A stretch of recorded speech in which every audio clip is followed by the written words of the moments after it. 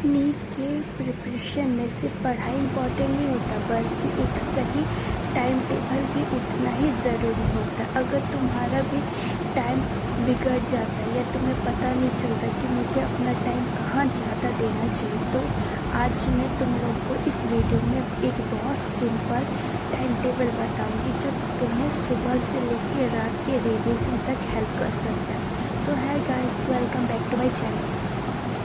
तो पहले स्टार्ट करते। देखो, ये जो मैं वीडियो देखेगा अब उसकी तो मैं गारंटी नहीं कौन सा ड्रॉपर है, कौन सा क्लास 12 अभी दे रहा है, कौन क्लास 12 के साथ देख रहा है। तो मैं अपने तरीके से टाइम टेबल बता देती हूँ, ठीक है। लेकिन वो तुम लोग के ऊपर है, जैसे कि अगर कोई क्लास 12 में पढ़ता है तो वो अपने हिसाब से बना ले, और जो क्लास 12 अभी जस्ट कंप्लीट किया है वो अपने हिसाब से, और जो ड्रॉपर है वो अपने हिसाब से। देखो, मैं अपना टाइम टेबल बनाई थी, अब मैं तुम लोग को दिखाती हूँ, ठीक है। तो सुबह जैसे कि तुम लोग रात को जल्दी सोते, ठीक है, नेक्स्ट टू नेक्स्ट 10, 11, 10, 11 या फिर 12 बजे तक सो जाओ, ठीक है। उसके बाद 3 बजे उठो, क्योंकि रात को इतना एक्टिव नहीं रहता हमारा माइंड। तुम लोग जितना भी कोशिश करो, रात को हमारा माइंड इतना एक्टिव नहीं रहता, लेकिन कुछ होते हैं स्टूडेंट्स जिसको रात में मतलब बहुत एक्टिव रहता है माइंड। जैसे कि मैं खुद नाइट लर्नर हूँ, मैं दिन में इतना नहीं पढ़ पाती हूँ, लेकिन रात को मैं 3-3, 4-4 बजे तक पढ़ती हूँ अपने प्रिपरेशन के टाइम पे। तो जिसको रात को कंफर्टेबल है वो रात को बनाए, और जिसको दिन में कंफर्टेबल है वो दिन में बनाए, ठीक है। तो जैसे कि मैं 3 बजे से तुम लोग उठो, ठीक है। 3 बजे से तुम ऐसे सब्जेक्ट चुनो कि मत चॉइस करो, ऐसे सब्जेक्ट जो तुम लोग का इंटरेस्ट हो, ठीक है। ऐसा मत करने लगना कि सुबह उठ के ही तुम लोग बायोलॉजी या फिर केमिस्ट्री का कोई बोरिंग चैप्टर उठा लो जिसको पढ़ते तुम लोग को नींद आ जाए। ऐसा कुछ नहीं करना। कुछ फिजिक्स के क्वेश्चन सॉल्व कर लो जिससे तुम्हारा माइंड एक्टिव रहे। बायोलॉजी का कुछ चैप्टर का रिवीजन ले लो, नहीं तो मॉक टेस्ट का वो जो आने वाला है संडे का टेस्ट है उसके लिए भी उसका रिवीज़न ले लो। उसके बाद फार्मूला शीट होगा उसका रिवीज़न ले लो। ऐसे करके मतलब 3 से 5 बजे तक तुम लोग अपना देख लो क्या स्लॉट लगाना है, ठीक है। उसके बाद फ्रेशन अप होके फिर से तुम लोग एक काम कर सकते हो, 7 नहीं तो 6 बजे से वापस से लग जाओ पढ़ने के लिए। उससे में फिजिक्स उठाओ, नहीं तो केमिस्ट्री, फिर वही सेम 2-2 आवर्स का हर एक स्लॉट लगाओ, ठीक है। ऐसा भी 2 आवर्स बाद देखो, बाद सुबह का जो 12 बजे है वहाँ तक तुम लोग 2-2 घंटे हर सब्जेक्ट को दे दो, ठीक है। देखो, सुबह उठ के सिर्फ तुम लोग को क्या करना है, जो दिन का 6 घंटा होता है उसमें तुम लोग को पढ़ाई करना है, ठीक है। और जो लास्ट का 6 घंटे होते हैं ना, मतलब कि जो शाम का 12 नून से जो शुरू होता है शाम रात तक, उसमें क्या करना है, तुम्हें सिर्फ लिखने का प्रैक्टिस करना है। तुम लोगों ने क्या पढ़ा उसको लिखना है, शॉर्ट नोट्स रेडी करना है, फार्मूला शीट रेडी। देखो, अभी तुम लोग फार्मूला शीट रेडी करोगे, शॉर्ट नोट्स रेडी करोगे, ये तुम्हें बाद में आगे चल के बहुत हेल्पफुल होगा। एग्ज़ाम में जब तुम लोग एंट्री लेने वाले होगे, यही शॉर्ट नोट्स फार्मूला तुम लोग के लिए बहुत हेल्पफुल होगा। तो इस तरीके से फार्मूला शीट या फिर शॉर्ट नोट्स बनाओ ताकि तुम्हारा पूरा चैप्टर उसमें कवर हो जाए, ठीक है। तो ऐसे ही तुम लोग को क्या करना है, जितना हो सके उतना पढ़ाई कर लेना है पहले फर्स्ट 6 आवर में।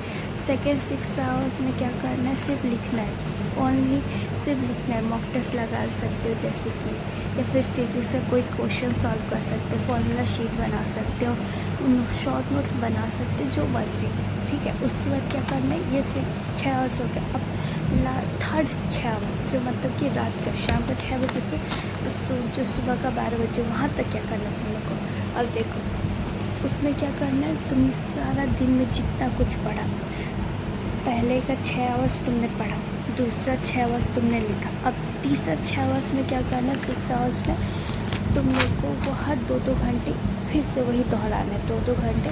लेकिन इस बार ना पढ़ना ना लिखना है, इस बार तुम्हें रिकॉल करना है, एक्टिव रिकॉल, रिवीजन। जैसे कैसे तुम लोग करते हो रिवीजन, बुक क्लोज करके उससे सेम टू सेम रिवीजन करना है। पहले 2 घंटे तो बायोलॉजी को ऑब्वियसली, उसके बाद थोड़ा सा देखो, पहले 2-2 घंटे, इसका मतलब ये नहीं कि तुम लोग लगातार 2-2 घंटे दोगे, ऐसा कुछ नहीं करना है। 2 घंटे अगर तुमने बायोलॉजी को दे दिया तो तुम 15-10 मिनट का ब्रेक, ठीक है। ब्रेक लेने के बाद वापस से 2 घंटे फिजिक्स को दो। फिर क्या करना है, 10-15 मिनट ब्रेक लेना है, उसके बाद वापस से 2 घंटे केमिस्ट्री को दो। ऐसे करो, इससे क्या रहेगा, तुम लोग उसी दिन, एक ही दिन में तुम लोग पढ़ भी पाओगे, लिख भी पाओगे, और साथ ही साथ तुम लोग का एक्टिव रिकॉल भी हो जाएगा। यही फ़ायदा है 2-2 घंटे का स्लॉट में। देखो, पहले तो 2-2 घंटे हर एक चैप्टर को दो। अगर कोई, देखो जैसे कि तुम लोग का अगर फिजिक्स वीक है तो 3 घंटे दो, उसमें कोई दिक्कत नहीं, तुम अपने हिसाब से एडजस्ट कर लो। लेकिन मैं एक मतलब बता रही हूँ कि 2-2 घंटा एक सब्जेक्ट को दोगे तो पहला जो 6 आवर्स था वो तो तुम लोग का कप अप हो जाएगा। और तुम लोग सुबह अगर 3 बजे उठ रहे हो तो तुम लोग आराम से 3 घंटा दे सकते हो सब्जेक्ट को। लेकिन अगर कोई 6 बजे से पढ़ने लग रहा है तब उस हिसाब से तो फिर 2-2 घंटे देने पड़ेंगे।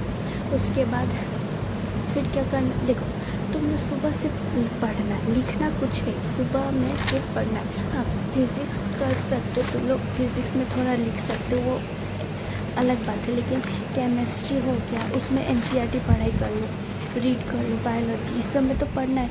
तो तुम लोग क्या करना, हर 2-2 घंटे एक सब्जेक्ट को देना पढ़ना। सेकेंड आवर में क्या करना, वही जो तुमने सुबह पढ़ा उस चैप्टर का मॉक टेस्ट लगा लो। तीनों सब्जेक्ट का मॉक टेस्ट लगा, एक अच्छा सा मॉक बुक खरीद लो, दिशा का है, बहुत से फिज़िक्स वाला के भी है, उसमें हर एक क्वेश्चन प्रैक्टिस करो।